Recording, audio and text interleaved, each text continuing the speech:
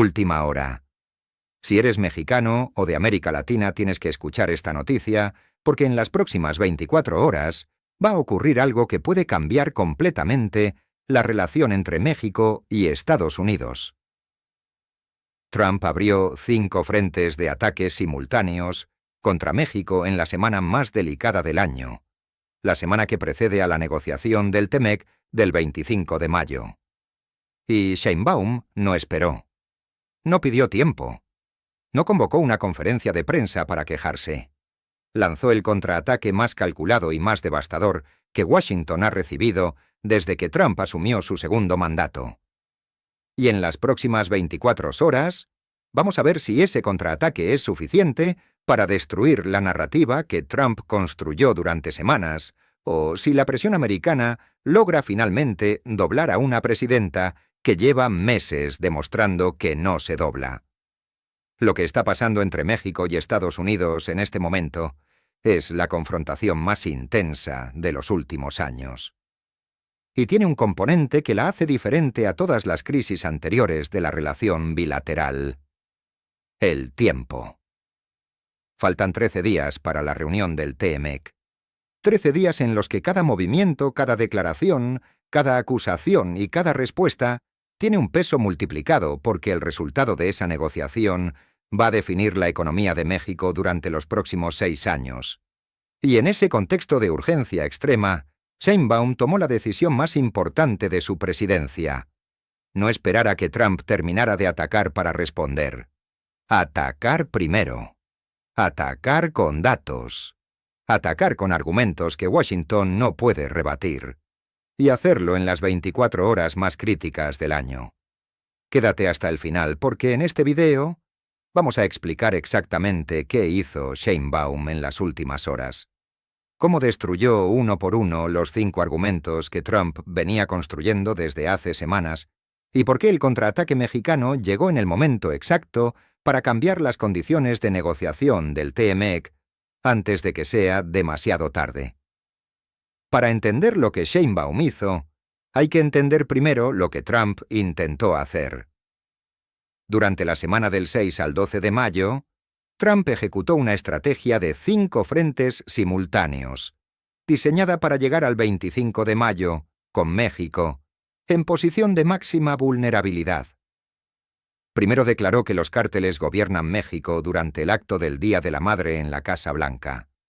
Segundo, anunció la fase terrestre de sus operaciones contra el narco, insinuando intervenciones en suelo mexicano. Tercero, ordenó la revisión de los 53 consulados mexicanos en territorio americano, con posibilidad de cierres. Cuarto, su Departamento de Justicia acusó al gobernador de Sinaloa y a 9 funcionarios de vínculos con el crimen organizado.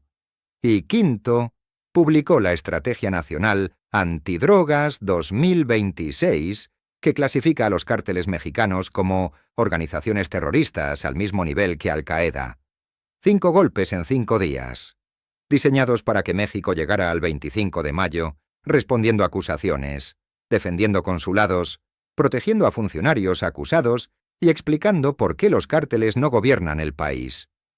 5 frentes que consumirían toda la energía política y mediática del gobierno mexicano, dejándolo sin capacidad de preparar una postura negociadora sólida para el TMS.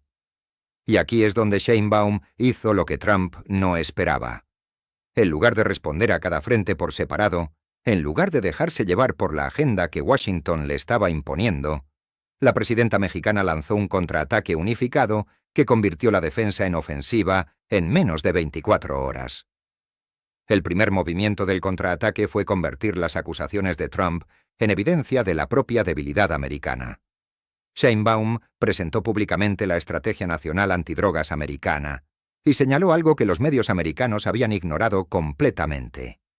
Ese documento, el mismo que Trump firmó para atacar a México, reconoce explícitamente que el 16% de la población americana tiene problemas graves de consumo de drogas, que la demanda de fentanilo viene de adentro de Estados Unidos, que sin consumidores americanos no habría negocio para los cárteles mexicanos.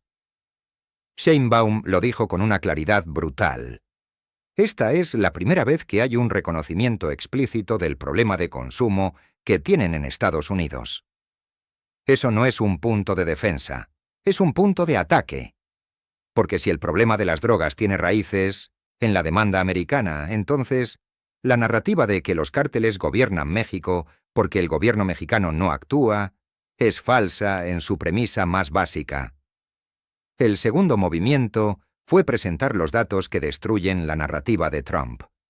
Sheinbaum puso sobre la mesa la reducción de casi 50% en homicidios dolosos, 2.500 laboratorios destruidos, más de 90 líderes criminales extraditados a petición de Estados Unidos, 90 líderes del crimen organizado enviados a cortes americanas en menos de un año, más de uno por semana, y luego lanzó el argumento que dejó a Washington sin respuesta.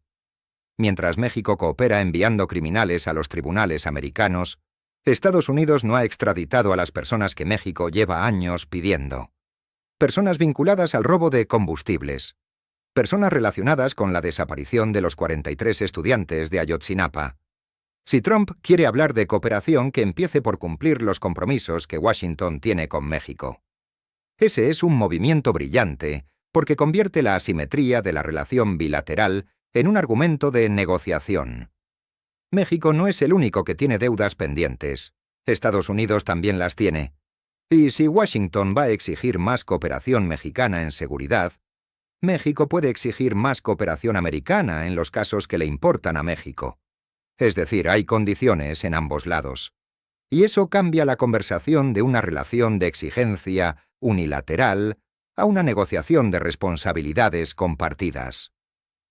El tercer movimiento fue el más inteligente de todos.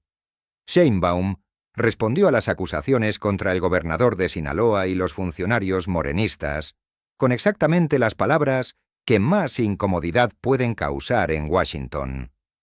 Pruebas. Nosotros no vamos a cubrir a nadie que haya cometido un delito. Sin embargo, si no existen pruebas claras, es evidente que el objetivo de estas imputaciones por parte del Departamento de Justicia es político. Bajo ningún motivo vamos a permitir la intromisión o injerencia de un gobierno extranjero en las decisiones que le competen exclusivamente al pueblo de México. Esa respuesta le pone a Washington una trampa perfecta. Si Washington presenta las pruebas, México tiene que actuar y el proceso sigue los canales legales mexicanos sin subordinación operativa a los Estados Unidos. Si Washington no presenta las pruebas, su propia narrativa de que está actuando contra el narco con bases legales sólidas queda debilitada ante la comunidad internacional.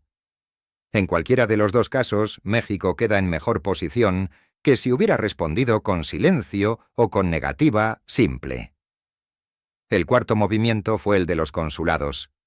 Sheinbaum salió al paso de los reportes sobre la revisión americana con una respuesta que combinó firmeza con claridad total. Esta idea de que los consulados mexicanos están haciendo política en los Estados Unidos es completamente falsa.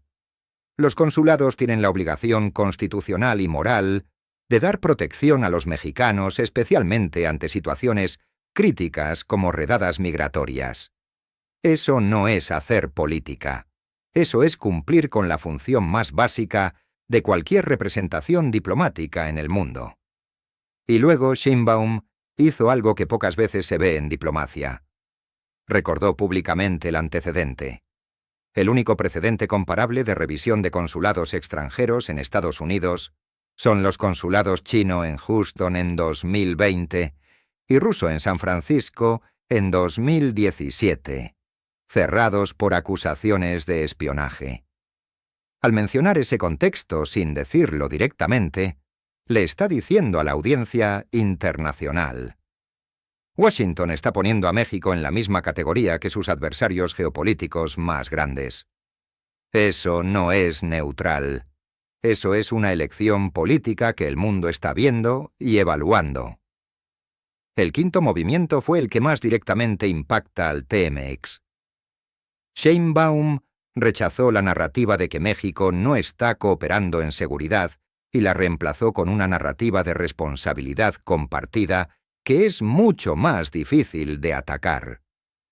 El marco de la colaboración se basa en respeto a la soberanía y la integridad territorial, responsabilidad compartida y diferenciada, respeto y confianza mutua, y cooperación sin subordinación.